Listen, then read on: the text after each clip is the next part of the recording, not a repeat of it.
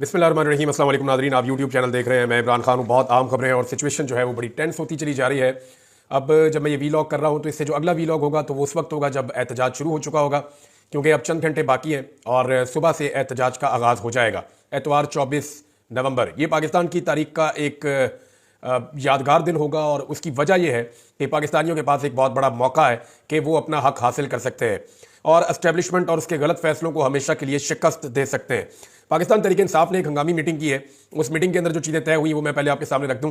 पाकिस्तान तहरीक इंसाफ की political committee का हंगामी इजलास हुआ और ये 22 और 23 नवंबर की दरमियानी रात को हुआ था, जिसमें इस बात का फैसला किया गया कि इमरान खान की हदायत के मुताबिक जो पुरअमन एहतजाजी तहरीक है उसका आगाज़ 24 नवंबर को अपने वक्त पर होगा और पाकिस्तान के हर शहर से होगा और काफ़िले इस्लामाबाद की तरफ अपने सफ़र का आगाज़ करेंगे। इजलास में इस बात का आदा किया गया कि ये तहरीक उस वक्त तक जारी रहेगी जब तक इसके अहदाफ हासिल नहीं हो जाते।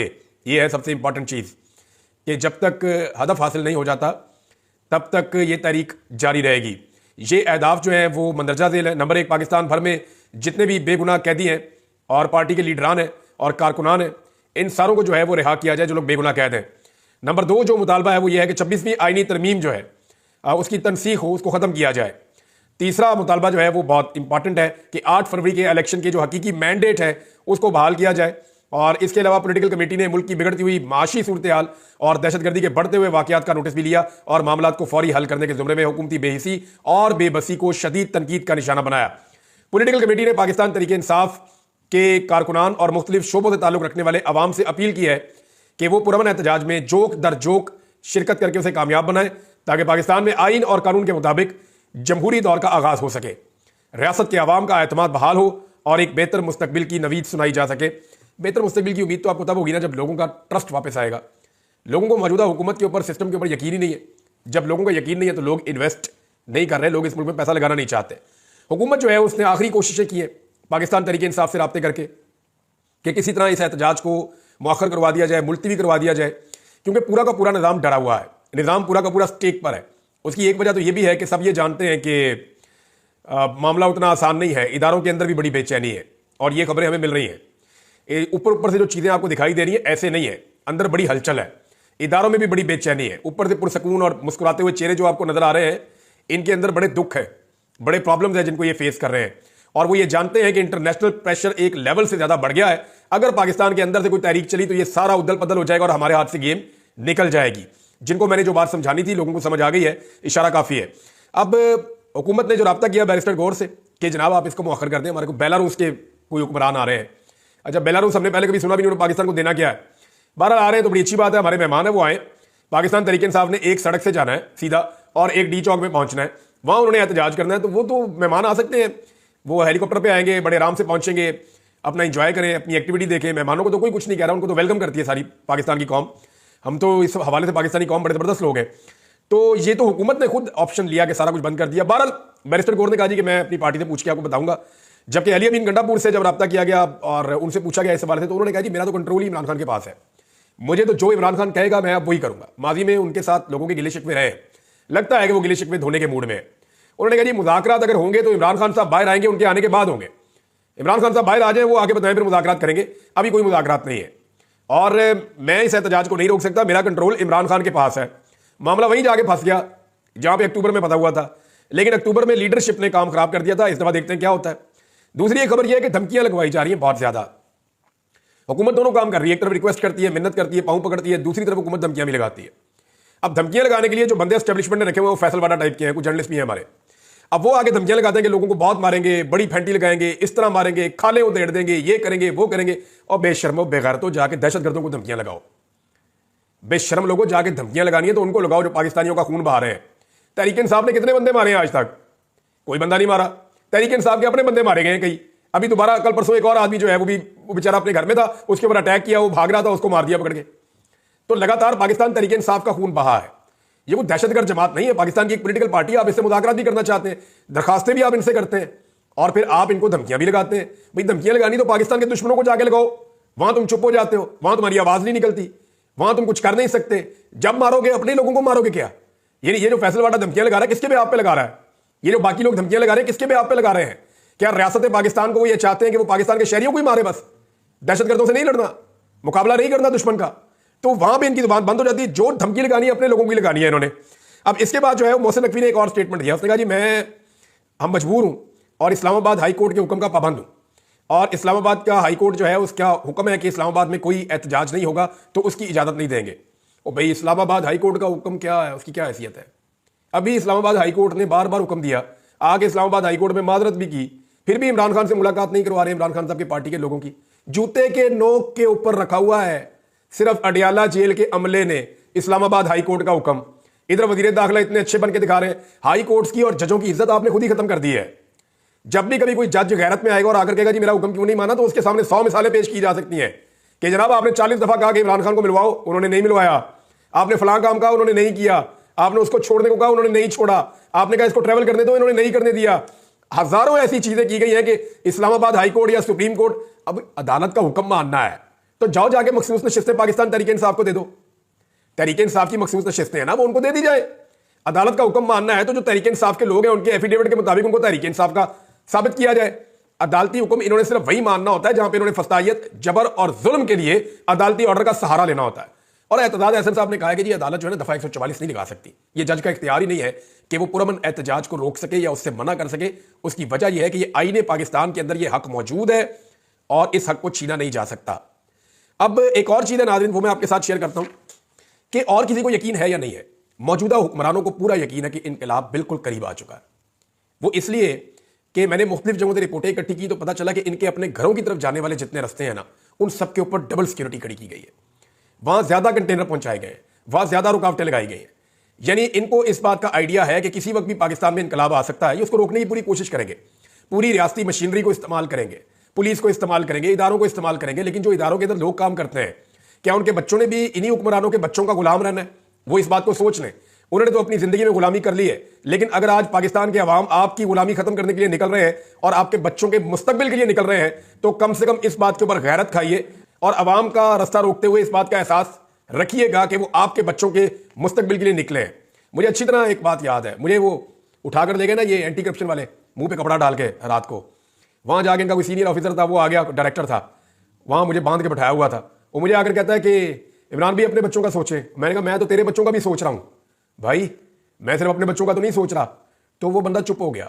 फिर उसने मुझे कहा कि यार हम आपको डिजर्व नहीं करते, हम लोग बड़े बुरे लोग हैं।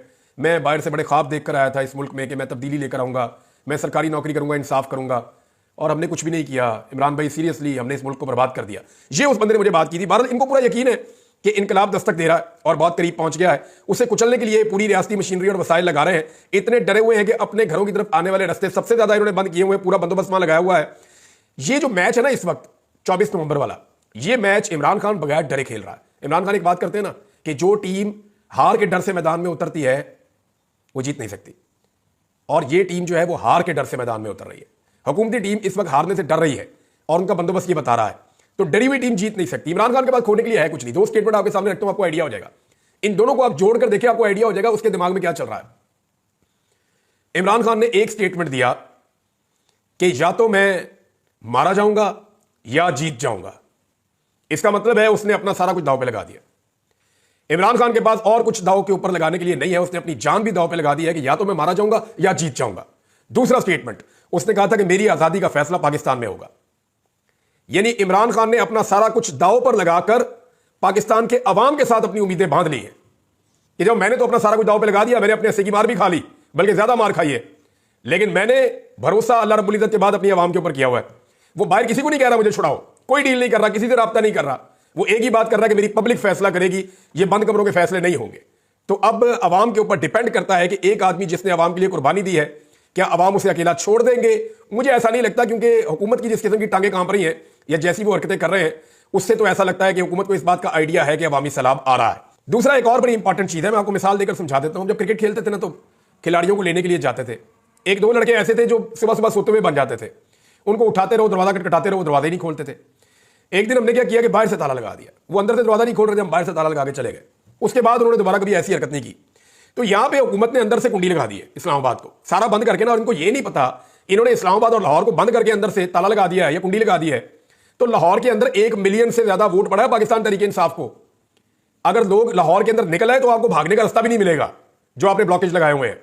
इसी तरह इस्लामाबाद के अंदर आपने 30-35 हज़ार बंदा इकट्ठा किया, पुलिस वाला ज्यादा से ज्यादा 3 लाख तो वोट पड़ा है पाकिस्तान तहरीक इंसाफ को, और तहरीक इंसाफ के वर्कर बड़ी तादाद में इस्लामाबाद में पहुंचे भी हुए हैं। उन्होंने कॉल दे दी है कि वो 0 पॉइंट से शुरू हो जाएंगे अपना एहतजाज करने के लिए, डी चौक की तरफ वो जाएंगे। तो अब जनाब हुकूमत ने अंदर से कुंडी लगा दी इस्लामाबाद के, अगर पाकिस्तान तहरीक इंसाफ बाहर से कुंडी लगा दे और आकर बाहर बैठ जाए तो इस हुकूमत के साथ क्या होगा, जो होगा वो मैं आपको बताता हूं। लेकिन पहले आप वजीर खजाना का स्टेटमेंट देखें।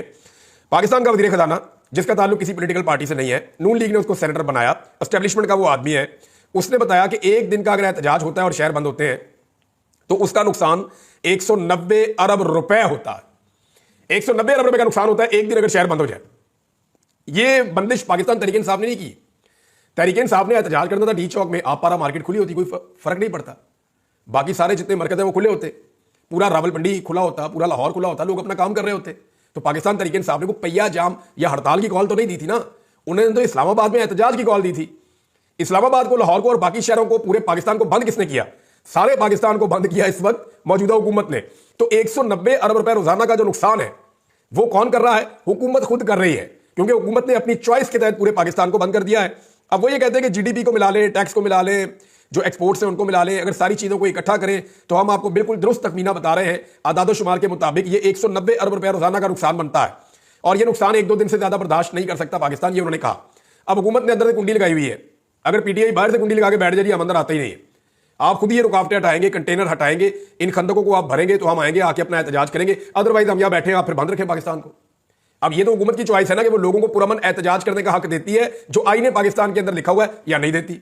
अगर हुकूमत आईने पाकिस्तान के अंदर लिखा हुआ पुरअमन एहतजाज अवाम को नहीं करने देती तो फिर हुकूमत जिम्मेदार है कि रोजाना 190 अरब रुपए का नुकसान हो रहा है, और ये पाकिस्तान, इसका खुमियाजा पाकिस्तान भुगतेगा। फॉर गॉड से हुकूमत को समझना चाहिए, इस बात को अंडरस्टैंड करना चाहिए कि इससे वो निकालेंगे क्या, इससे तो काम और खराब करेंगे वो। देखिए एक चीज बड़ी क्लियर है कि इस दफा अगर ये माफिया बच गया ना तो फिर इनको एक दफा फिर ऑक्सीजन मिल जाएगी, और फिर ये पाकिस्तान के फैसले बंद कमरों में करते रहेंगे, अवाम की राय के खिलाफ करते रहेंगे। यहां पे मईशत भी खराब होती रहेगी, महंगाई भी बढ़ती रहेगी, दहशतगर्दी भी बढ़ती रहेगी, करप्शन और लूटमार बढ़ती रहेगी, जबर और फस्तायत जो है वो इसी तरह जारी रहेगा। चंद खानदानों की हुक्मरानी है, वो पहले भी चल रही है, आइंदा भी चलेगी। अब हम अपने बचपन से ये चीजें देख रहे हैं, हमारे बड़ों ने इनके खिलाफ लड़ाई नहीं की, इन माफियात के खिलाफ, और अगर हम भी ये लड़ाई अपने बच्चों के लिए छोड़ जाएंगे तो कल उनको लड़नी पड़ेगी। लेकिन इस लड़ाई में इनको शिकस्त होनी है एक दिन, आज हो जाए, 10 साल 20 साल बाद हो जाए, लेकिन इन्होंने इस लड़ाई को हारना है एक दिन, इनको सरेंडर करना पड़ेगा एक दिन। तो इस माफिया से अगर आप लड़ देंगे तो आपके बच्चों को नहीं लड़ना पड़ेगा, और अगर आप नहीं लड़ेंगे तो जिस तरह आपके बड़े आपके लिए लड़ाई छोड़ गए हैं, कल आप अपने बच्चों के लिए इस लड़ाई को छोड़कर चले जाएंगे। हुकूमत इतनी बुखलाई हुई है, नाजरीन के रास्ते बंद किए हुए और एम्बुलेंसें उसके अंदर फंसी हुई है। जेलम में रिपोर्ट हुआ कि एक शख्स जो है वो जा रहा था एम्बुलेंस के अंदर, उसको मरीज को लेकर जा रहे थे उसके लवाकिन, और फिर वो वहां पे जाम बहक हो गया, बाद में रास्ता फिर भी नहीं दिया तो वो हाथों के ऊपर उठा के उसकी लाश वहां से उसके लवाकिन लेकर गए। एक बच्ची का वालिद जो है वो मिन्नतें करता रहा बड़ी देर तक कि आप रास्ता खोल दें, मुझे अपनी बेटी को हॉस्पिटल लेकर जाना है, लेकिन उस बच्ची को अस्पताल नहीं जाने दिया गया। वो बच्ची भी वहां इंतकाल कर गई, उसका बाप उसकी लाश गोद में उठाकर लेकर जा रहा था।